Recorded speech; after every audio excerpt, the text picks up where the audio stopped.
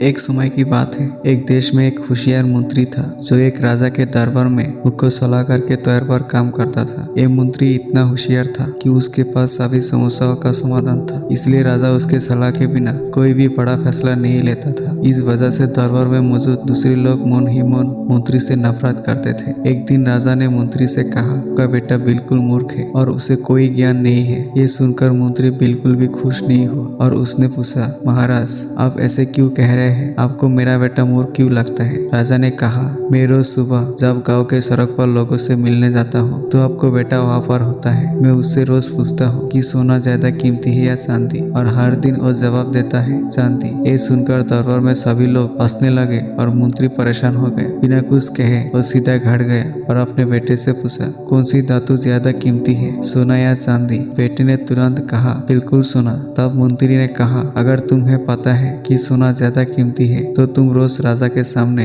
गलत जवाब क्यों देते हो और कहते हो कि चांदी ज्यादा कीमती है? बेटे ने जवाब दिया, पिताजी राजा रोज सुबह बाजार आते हैं और मुझे बुलाते हैं और मेरे सामने दो सिक्के रखते हैं, एक सोने का और एक चांदी का। फिर कहते हैं जो सिक्का ज्यादा कीमती है उसे ले लो। मैं चांदी का सिक्का ले लेता हूँ और राजा हंसते हुए चला जाता है। फिर मंत्री ने पूछा, लेकिन तुम रोज चांदी के सिक्के को क्यों लेते हो? आज तो पूरा दरबार में सभी लोग तुम पर हंस रहा था। फिर लड़का अपने पिता के हाथ पकड़कर अपने कमरे में ले गया। उसने एक बॉक्स खोला, बॉक्स में चांदी के सिक्के से भरपूर था। ये देखकर मंत्री हैरान हो गया और बोला, तुम्हें इतने सारे चांदी के सिक्के कैसे मिले? बेटे ने कहा, पिताजी राजा ने मुझे ये सिक्के दिए हैं। राजा मुझे हर दिन एक चांदी का सिक्का देता है और मैं उसे ले लेता हूँ, लेकिन मुझे पता है कि अगर मैं एक दिन सही उत्तर देता हूँ और सोने का सिक्का ले लेता हूँ तो राजा उसे अपना नुकसान समझेगा। वो समझ जाएगा कि दूसरों को सिर्फ सोने के सिक्के देने का कोई मतलब नहीं है। फिर वो मुझसे कुछ और नहीं मांगेगा और मैं ये रोजाना मिलने वाली चांदी का सिक्का भी खो दूंगा। जब मैंने कहा कि चांदी सोने से ज्यादा कीमती है तो राजा खुश हुआ और वहां से चला गया और मुझे हर दिन एक चांदी का सिक्का मिल गया। अगर मैं सोने का सिक्का ले लूंगा तो कुछ दिनों के बाद वो मुझे सिक्का देना बंद कर देगा। मैं एक सोने का सिक्के के लिए